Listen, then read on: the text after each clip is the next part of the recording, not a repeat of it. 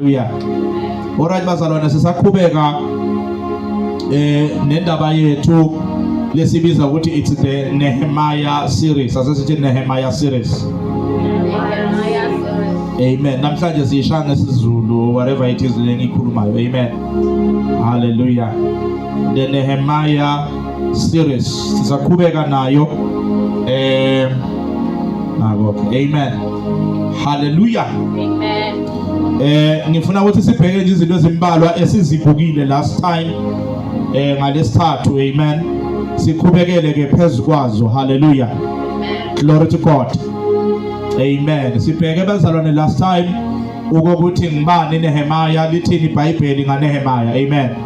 Sase sibheka amaqiniso athize noma ama lessons athize esiwafunda ngempilo yaNehemiah ne.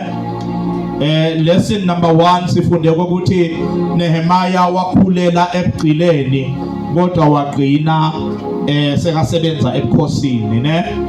Hallelujah. Sachaza ukuthi akunandaba ukuthi uzalwelwephi ne. Akunandaba ukuthi ukhulele lephi, mhlambe ubuye ekhaya elihluphekayo, mhlambe ubuya ekhaya elinjanjanyana, noma uzange ufunde esikolweni ibackground yakho ayinankinga.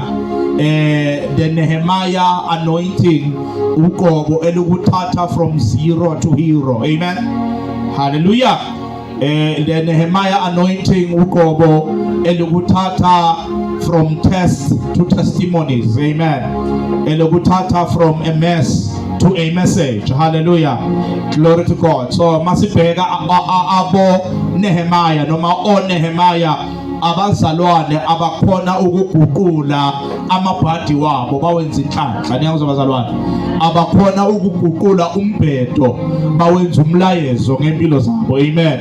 Hallelujah. Sase siyabheka ukuthi number 2 Nehemiah bekangasumuntu ongubhela kwesakhe ne.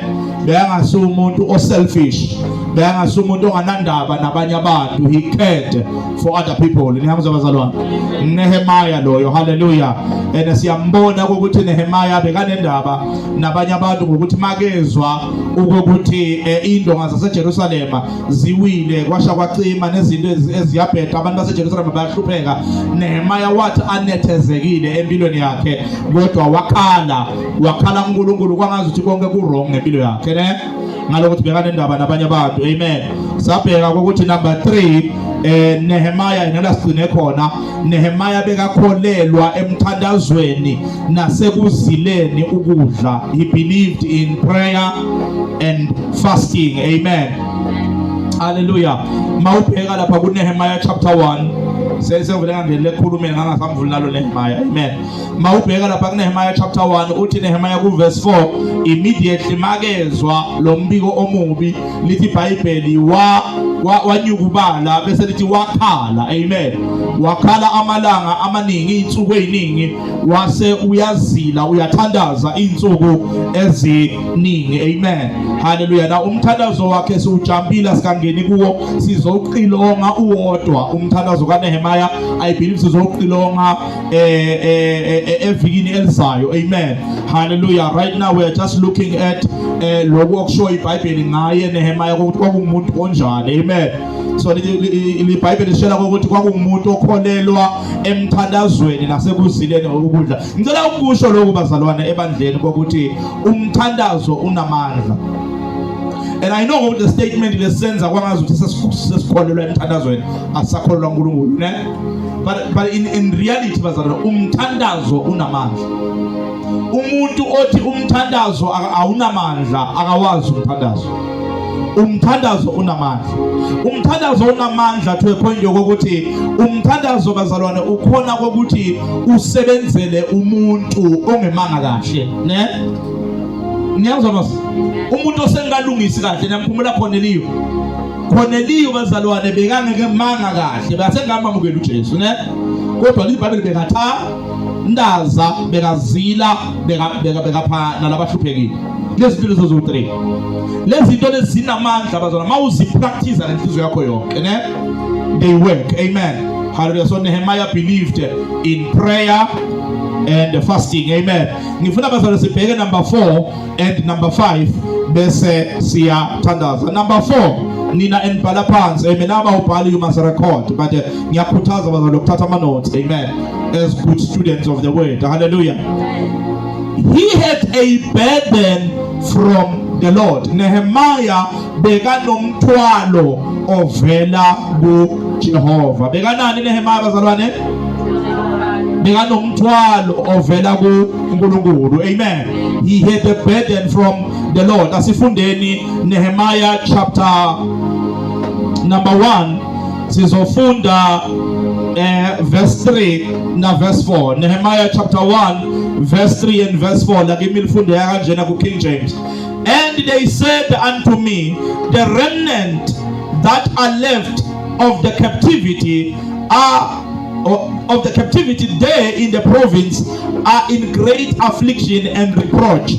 The wall of Jerusalem also is broken down, and the gates thereof are burnt with fire. And it came to pass, when I heard these words, that I sat down and wept and mourned certain days and fasted and prayed before the God of heaven. Amen. Amen. Now sikhulumile bazalwane ngalesithathu ukuthi umuntu ngokwemvelo yakhe umuntu uselfish. Umuntu njani bazalwane? Umuntu usicabangela yena ngokwemvelo yakhe. Kodwa sibona inhliziyo kaNehemiah la, ne? Hallelujah. Sibona inhliziyo kaNehemiah i different. And ngithema ngiqwaninga noma mangiqilonga ukuthi wenziwa yini Nehemiah ukuthi ahluke kangaka kunabantu abaningi. Akekho umuntu ongafasta bazalwane afastele lo munye umuntu yena kube izinto zimhambela kahle, ne? Hallelujah. Akekho umuntu ongakhala azaphukusha amagweba akhala lo munye umntwana ukuthi ubhema insango kube yena bakha abantwana ba right. You understand? Hallelujah. Kodwa sithola lana bazalwane ukuthi Nehemiah bekanomthwalo ovela kuNkulunkulu. He received a prophetic burden. Wa receive umthwalo wakamoya. Umthwalo wakamoya bazalwane akusho ukuthi Nehemiah bekamuhle ukudlula thina, ne? Akusho ukuthi Nehemiah bekanehliziyo enhle ukudlula thina. Mara ngesikhathi Nehemiah a receive lo mlayezo kuya koHanani nalaba bebehamba naHanani, ngesikhathi a receive lo mlayezo kukhona into ulayifaka phakathi kwaNehemiah eyahlukumeza umoya kaNehemiah. He had a burden from the Lord. Hallelujah. Glory to God. Hallelujah. Nyanizwa bazalwane. Hello bazalwane. Bekanomthwalo Nehemiah. Hallelujah. And the way lo mthwalo kaNehemiah weza khona kuNehemiah weza kwangasithi bayiqoqela nje bambikela ukuthi no eJerusalem izinto ziyabheka kwenzakalani, mara lento yase iyamuhlupha ngaphakathi. Awu amen. Now ngifuna bazalwane si define sichaze ukuthi umthwalo yini, ne? Ngifuna ukunikeza a definition of a burden. Hallelujah. What is a burden?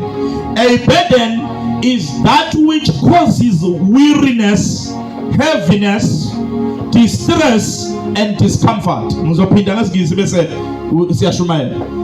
burden is that which causes weariness, heaviness, distress and discomfort. Umthwalo yinto eyenza ukuthi ukhathale noma ukhathazeke. Umthwalo lo, umthwalo yinto ekuthathela ubuthongo, ekuthathela ukuthula empilweni yakho. Umthwalo loyo nebazalwane. Abanye benu nizala nkonzweni nithwele imithwalo mara ningathwala umthwalo kaNehemiah, umthwalo wenkosi, kodwa nithwele imithwalo yezinkinga. Uyangizwa bazalwane? Hallelujah. Omunye uze ondiswa yini? Mthwalo. Oh, amen. Hallelujah. That is why bazalwane kumnandi ukuthi kubalulekile ukuthi uma uza enkonzweni noma uma uzwa umthwalo come to church, ne? Ungabe siyalova uhlala ekhaya nangabe u-stressed nabe une-depression uzozuyibulala. Why? Because enkonzweni kunoqobo. And uthi Isaiah chapter 10 verse 27 lo mthwalo uyosuswa yini uqobo. It's very important ukuthi uye ebukhoneni kaNkulunkulu when you feel i-burden. Mara ngiyazo bazalwane. Hallelujah. Abanye benu uzubone mani ukuthi yabona mara ngisasingaka, ne? Bengingasingaka, bengingasiso mara ngithwele.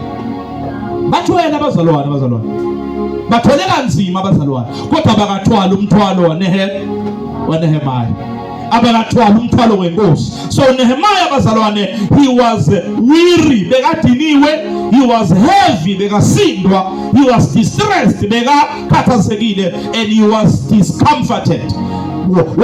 Wazizwa angasanethezekanga anymore because of inkinga yaseJerusalem. Ngicela ukubuza mzalwane, uhlushwa yini emoyeni wakho? Ngoba iBhayibheli lithi angisho ungakhathazeki ngalutho ne? Kodwa kuko konke thandazani nibonge ne? Haleluya. Uhlushwa yini emoyeni wakho? Nehemiah wahlushwa izinto eziphethelene nokukhuleka kwesive. Wena uhlushwa yini? Nehemiah wahlushwa izinto eziphethelene bazalwane nokuthi Israel aphume ebugcileni abuyele ekhaya. Wena uhlushwa yini? Nehemiah wahlushwa umthwalo wokuthi kubuyiselwe ukukhonzwa kaNkulunkulu eJerusalem. Wena uhlushwa yini? Nehemiah wahlushwa izindonga zaseJerusalem. Wena uhlushwa yini? Oh, amen. Hawu nikhona abazalwane? Nikhona abazalwane? Hallelujah. Uthola umfana athwele kanzima, aphethwe na inhloko. Yes, nethemba lapha emuva. Thola so phethwe inhloko, kanti uphethwe inhloko ye-girlfriend. Uhlushwa yini? Kumele usibheke izinto ezikuhluphayo. Kumele usibheke izinto eziwumthwalo. Awu amen. Awu nikhona abazalwane? Hallelujah. Uthi uNkulunkulu uthi bazalwane, nina lonke enisindwayo, Jesu kuMateyu chapter 11 verse 28 ne? Nina lonke nenzani enikhathazekile nenisindwayo izani kimi ne? Uthi mina ngizoniphumuza bese athi nithathe lami ijoka.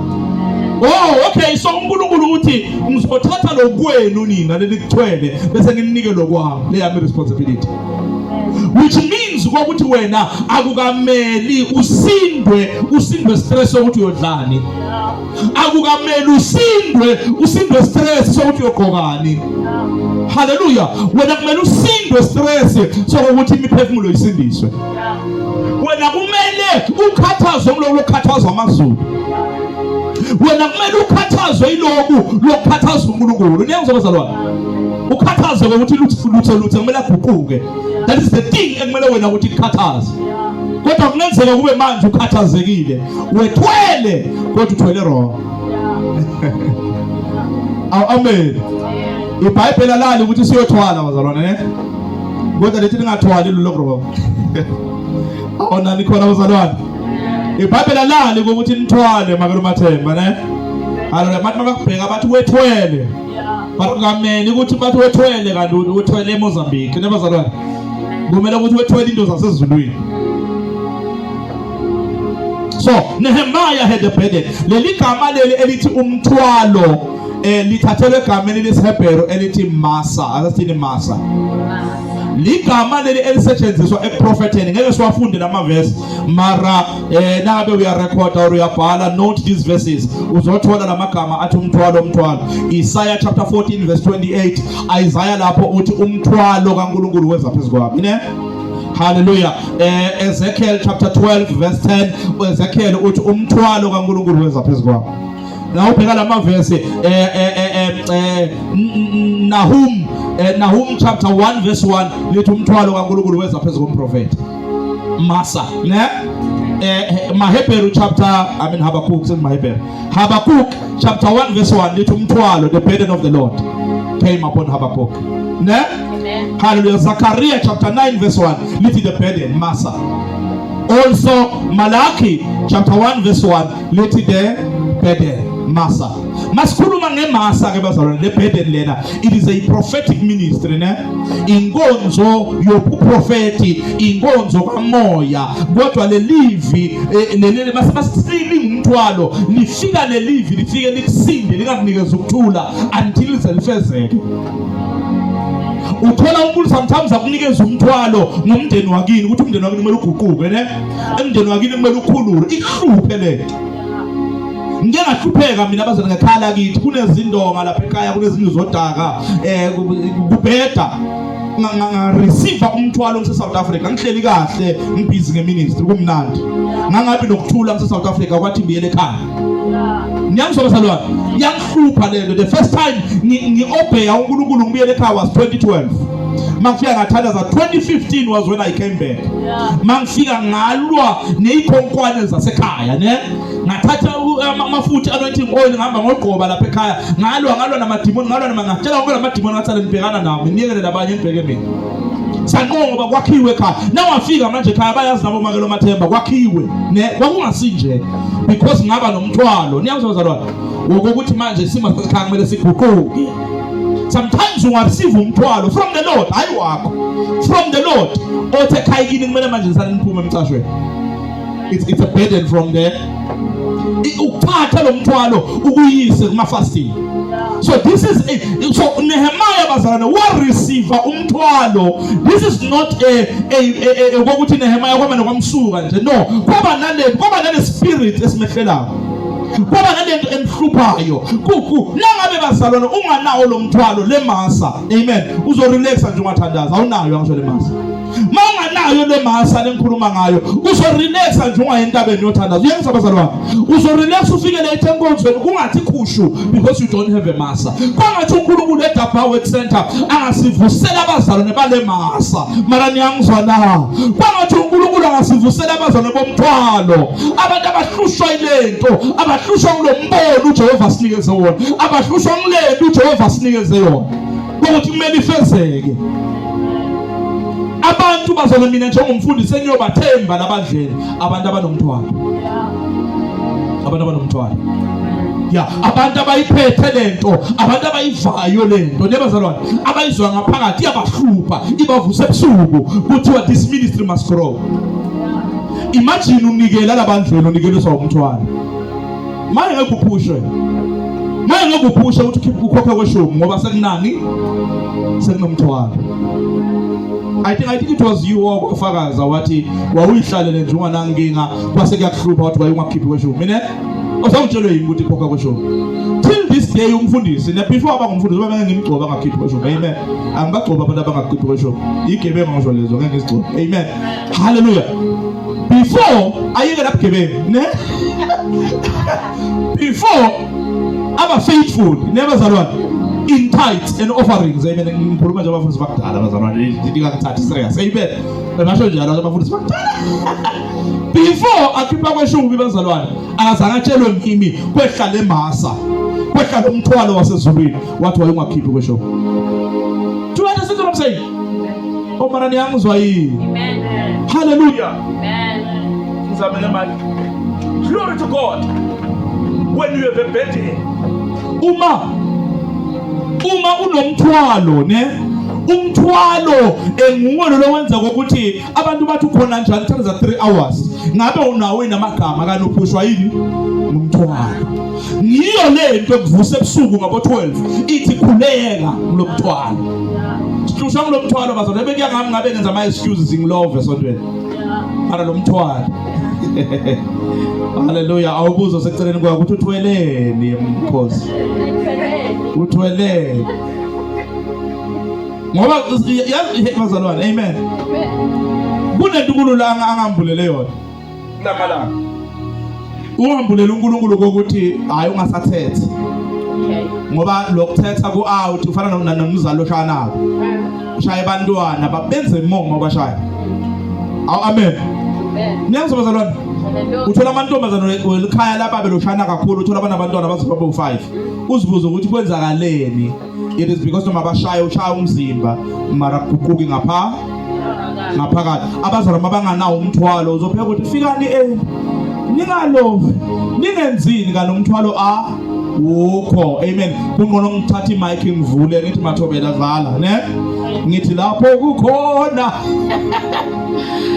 hallelujah up until kufika lo mthwalo ngoba ungumfundisi ungakhupha umncane ngingabona into lezami zishintsha ziba mhlophe zonke kanti ngigugiswa yini ngokuthi ngistresswa abazalwane kanti abazalwane abanawo umthwalo.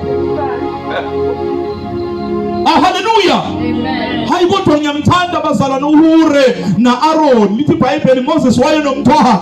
Lo mthwalo kwakuthi aphakamise izandla. Niyangizwa abazalwane? Kwakuthi aphakamise izandla phambi kwaJehova. Mayaphakamise izandla uMoses Israyeli bekanqoba. Kodwa kwakukhona amadoda la fila lebhedeni kaMoses. Bathi hayi thina sizokuthwalisa.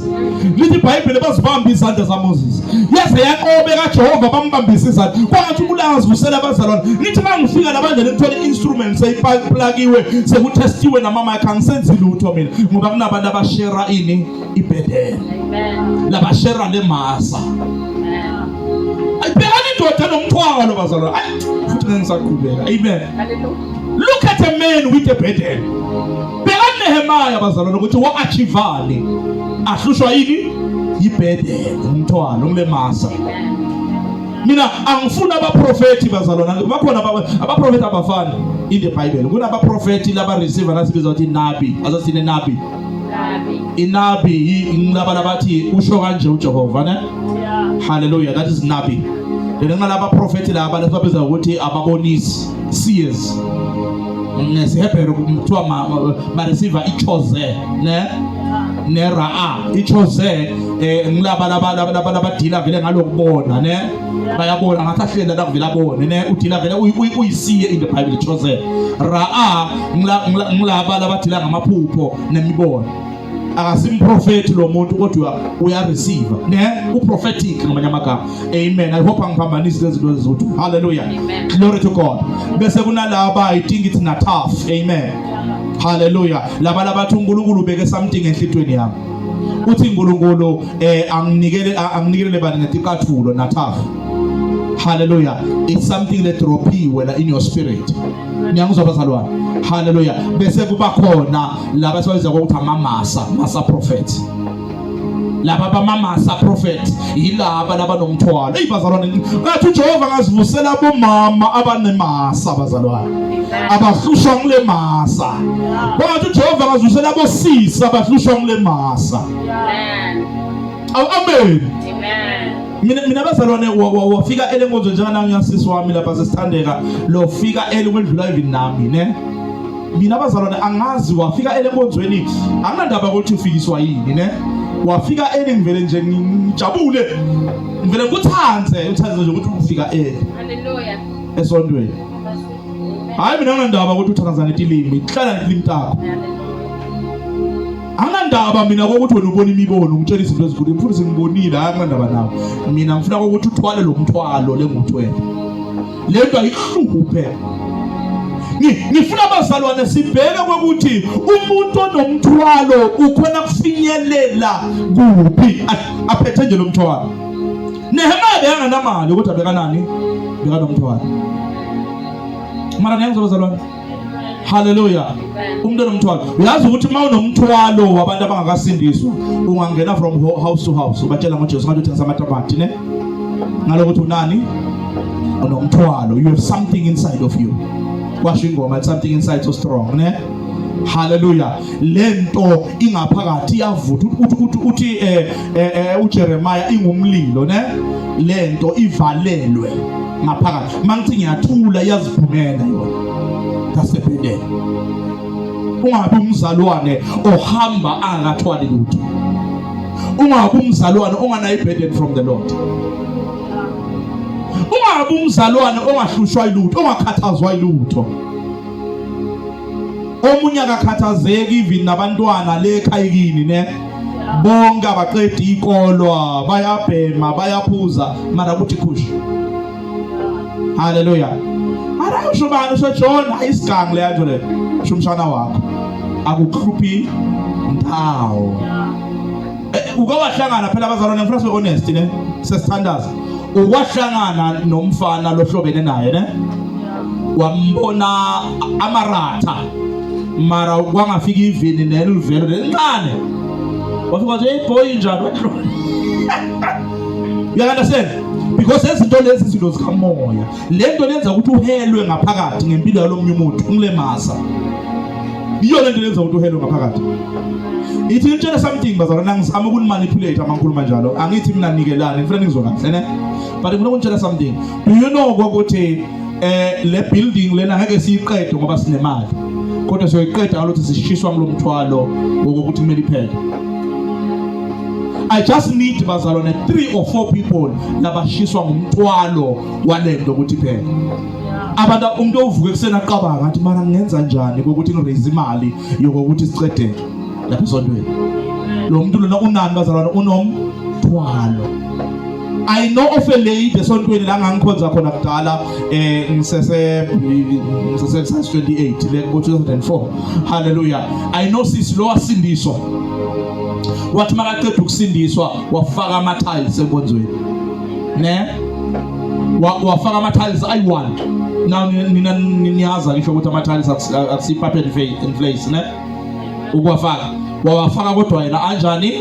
I1, which means ukuthi wasebenzisa ama savings wakhe. Wasebenzisa imali ebalulekile kuye ebekumele abe wenza something. Wayilethe endlini ngakulo wafaka ama tiles. Lo muntu lo qabantu angahambe enkonzweni. Uyaphi? Angahamba umuntu onomthwalo walelo bandla. Basalwane asidinga abantu abaningi edapha. Sidinga abantu abanomthwalo. Abantu abahlushwa ngile. Umuntu usongene 5 days fasting, ungene 7 days fasting, ungene 21 days fasting, ayi1, ne? Secretly uthandazela the church. Unomthwalo. Kwa mina ngingumfundisi bazalwane, ngidinga abazalwane abanomthwalo wami. Amen. Awunomthwalo wani? Wami. Hayi abazalwane bazongihleba bathi hey umfundisi Maraka meshisi yo. Ngoba maratha mara lo yababe. Hawu mara bazalwane lesibinge. Hallelujah. Hayi ukuthi umuntu esifuna ukuthi ngimbuzo baba ungitshele lokho amathupisi lokho ama Nigeria uyaqoka yini? Lokho lokunjani njanyana ne? Baba ungitshele kodwa ngisayizibani anginomthwalo.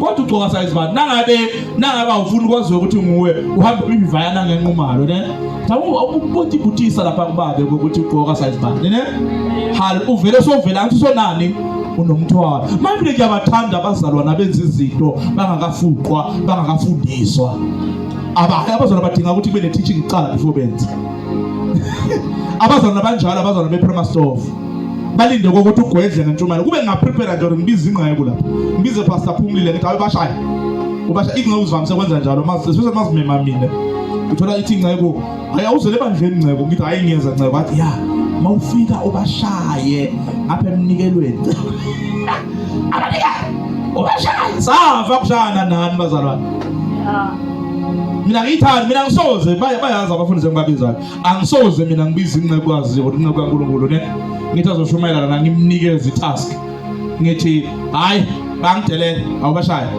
yabona nje uvamise ukukhuluma umfundisi Sifunza la khuluma ngeHonor ne iHonor usukayikhulumela so ungasimi lothi ufike ubatshele ngeHonor uyangasena sukabona sidingo yena why because angifuni mina abazalwane ne ukuthi abazalwane benze ngoba bayaphushwa mfundisi ngaba ufuni yini ukuthi abazalwane benze ama pastors appreciation ngiyafuna mara hayi ukuthi baphushe I will never push it.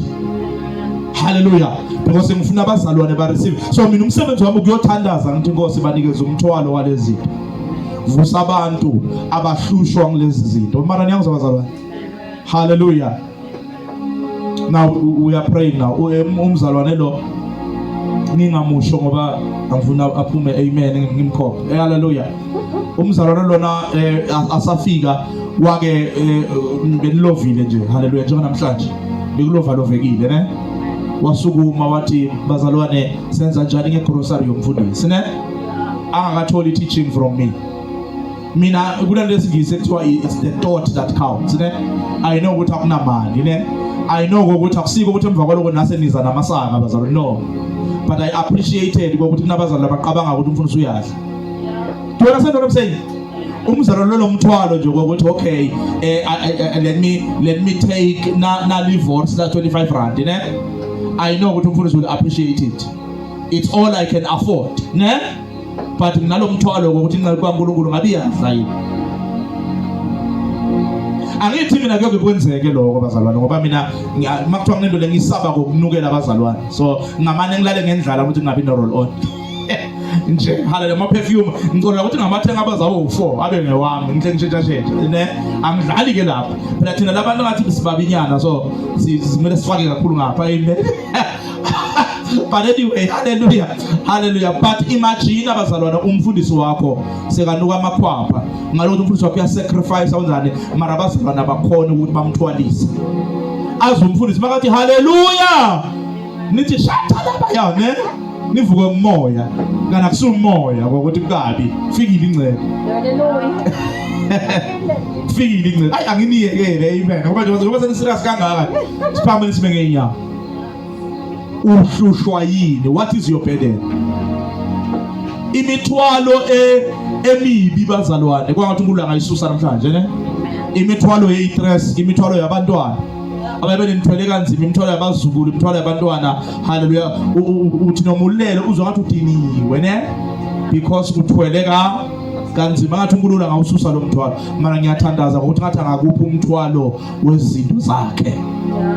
Let me have a burden for the things of God. Ngithi ngihamba njengoba ngihamba nje ngisaya South Africa ngiyobona bomagogo ngiyobona boJedida. Ngithi ngihamba nje bazalwane kodwa ngibe nginalento yokuthi kusela abantu abanemthwalo eSwatini. Hallelujah. Ngishiya abantu abanomthwalo ngoba nje umntana wami eJedida akasava nje ungibhalele namhlanje papa uza nini ne akasava nje nangamkhohliza nje ngithi ngizajana wala ngambulala. Amen. Hallelujah. Umthwalo.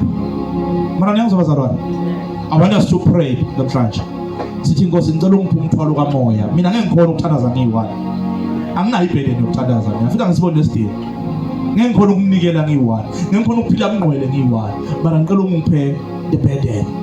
Ngeke ngikhona ukukhalela bomakhelwane ukuthi basitakale. Ngabakhalela if you give me your burden, Lord. Angifuna ukubanqusela ngomnqusa kwami, ngifuna ukubanqusela ngomnqusa kwakho. Your burden, give me your burden. Asifulele. Father, we thank you for your word. Sibonga baba ukukhuluma nathi. Sibonga baba ukusakha. Siyathandaza Nkosi. Siphe Nkosi umthwalo wakho. Siphe